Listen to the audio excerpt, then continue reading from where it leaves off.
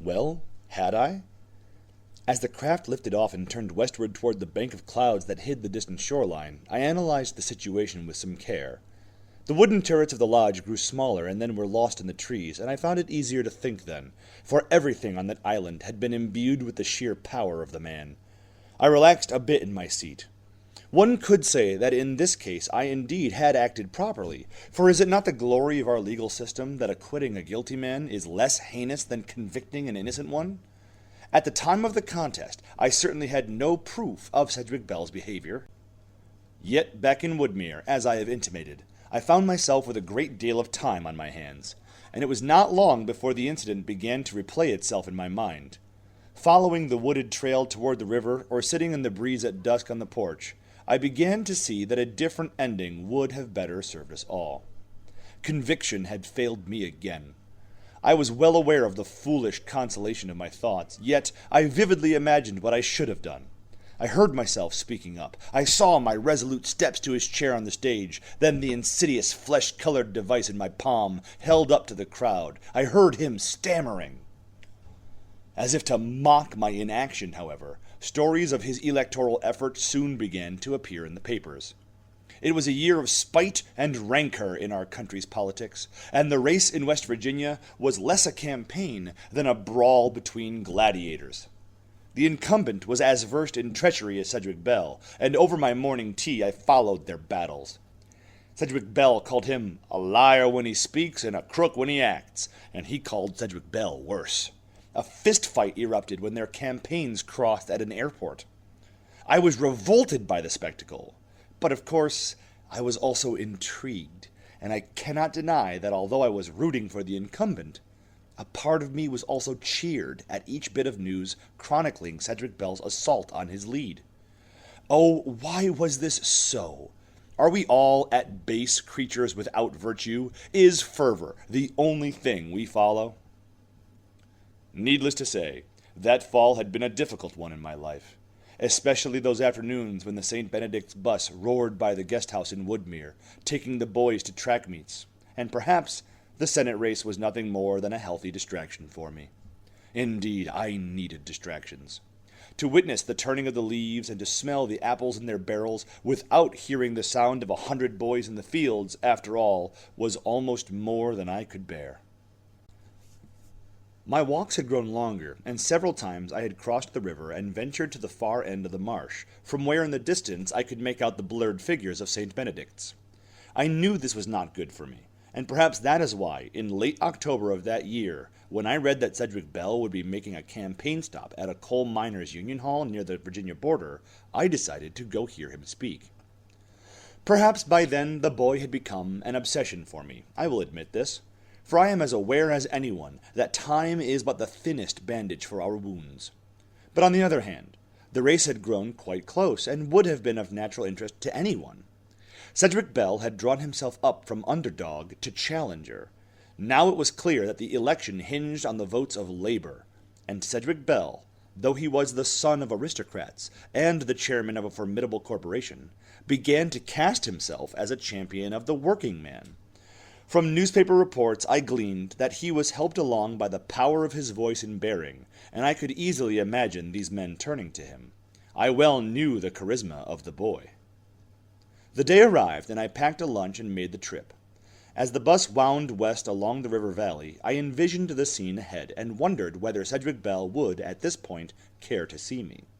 Certainly I represented some sort of truth to him about himself. Yet at the same time I also seemed to have become a part of the very delusion that he had foisted on those around him. How far my boys would always stride upon the world's stage, yet how dearly I would always hope to change them.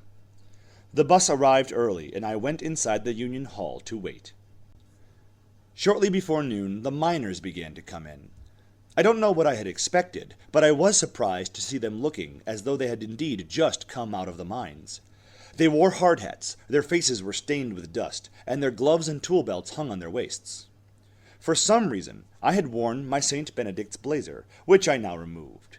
Reporters began to fill in as well, and by the time the noon whistle blew, the crowd was overflowing from the hall. As the whistle subsided, I heard the thump-thump of his helicopter, and through the door a moment later I saw the twisters of dust as it hovered into view from above. How clever was the man I had known as a boy! The craft had been repainted the colors of military camouflage, but he had left the sponsons the red, white, and blue of their previous incarnation. He jumped from the side door when the craft was still a foot above the ground, entered the hall at a jog, and was greeted with an explosion of applause. His aides lined the stairs to the high platform on which the microphone stood under a banner and a flag, and as he crossed the crowd toward them, the miners jostled to be near him, knocking their knuckles against his hard hat, reaching for his hands and his shoulders, cheering like Romans at a chariot race. I do not need to report on his eloquence, for I have dwelled enough upon it.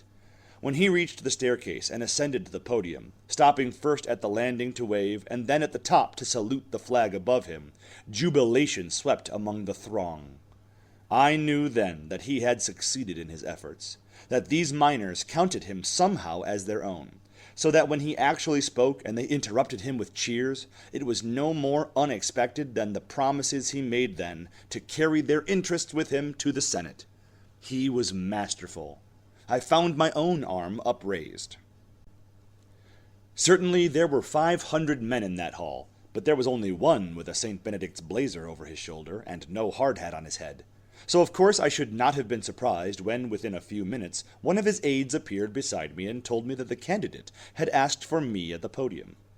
At that moment, I saw Sedgewick Bell's glance pause for a moment on my face. There was a flicker of a smile on his lips, but then he looked away. Is there no battle other than the personal one? Was Sedgewick Bell at that point willing to risk the future of his political ideas for whatever childhood demon I still remained to him? The next time he turned toward me, he gestured down at the floor, and in a moment the aide had pulled my arm and was escorting me toward the platform. The crowd opened as we passed, and the miners in their ignorance and jubilation were reaching to shake my hand. This was indeed a heady feeling. I climbed the steps and stood beside Sedgewick Bell at the smaller microphone. How it was to stand above the mass of men like that! He raised his hand and they cheered. He lowered it, and they fell silent. There is a man here today who has been immeasurably important in my life, he whispered into his microphone. There was applause, and a few of the men whistled. Thank you, I said into my own. I could see the blue underbrims of 500 hard hats turned up toward me. My heart was nearly bursting. My history teacher, he said, as the crowd began to cheer again. Flashbulbs popped, and I moved instinctively toward the front of the platform. Mr. Hundert, he boomed, from 45 years ago at Richmond Central High School. It took me a moment to realize what he had said. By then he too was clapping, and at the same time lowering his head in what must have appeared to the men below to be respect for me. The blood engorged in my veins. Just a minute, I said, stepping back to my own microphone. I taught you at St. Benedict's School in Woodmere, Virginia. Here is the blazer. Of course, it makes no difference in the course of history that as I tried to hold up the coat, Sedgewick Bell moved swiftly across the podium, took it from my grip, and raised my arm high in his own, and that this pose, of all things, sent the miners into jubilation. It makes no difference that by the time I spoke, he had gestured with his hand, so that one of his aides had already shut off my microphone. For one does not alter history without conviction. It is enough to know that I did speak, and certainly a consolation that Sedgewick Bell realized, finally, that I would. He won that election, not in small part because he managed to convince those miners that he was one of them. They were ignorant people, and I cannot blame them for taking to the shrewdly populist rhetoric of the man. I saved the picture that appeared the following morning in the Gazette.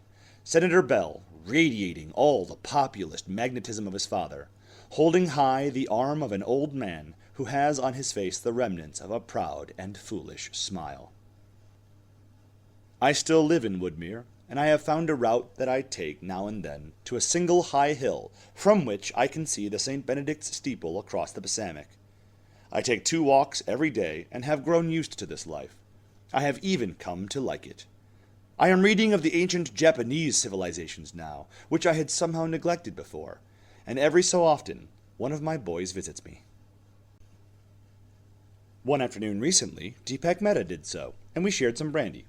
This was in the fall of last year.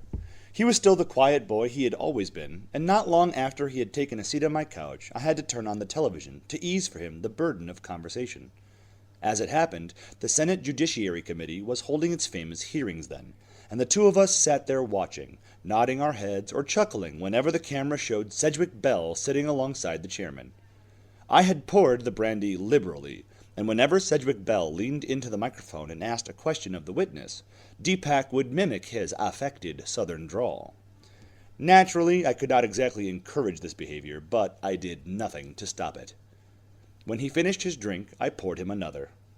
This, of course, is perhaps the greatest pleasure of a teacher's life, to have a drink one day with a man he has known as a boy. Nonetheless, I only wish we could have talked more than we actually did, but I am afraid there must always be a reticence between a teacher and his student. Deepak had had another small heart attack, he told me, but I felt it would have been improper of me to inquire more. I tried to bring myself to broach the subject of Sedgewick Bell's history, but here again I was aware that a teacher does not discuss one boy with another. Certainly, Deepak must have known about Sedgewick Bell as well, but probably because of his own set of St. Benedict's morals, he did not bring it up with me. We watched Sedgewick Bell question the witness and then whisper into the ear of the chairman. Neither of us was surprised at his ascendance, I believe, because both of us were students of history. Yet we did not discuss this either. Still, I wanted desperately for him to ask me something more, and perhaps this was why I kept refilling his glass. I wanted him to ask, "How is it to be alone, sir, at this age?" Or perhaps say, "You have made a difference in my life, Mr. Hundert." But of course, these were not things Deepak Mehta would ever say. A man's character is his character. Nonetheless, it was startling every now and then, when I looked over at the sunlight falling across his bowed head, to see that Deepak Mehta, the quietest of my boys, was now an old man.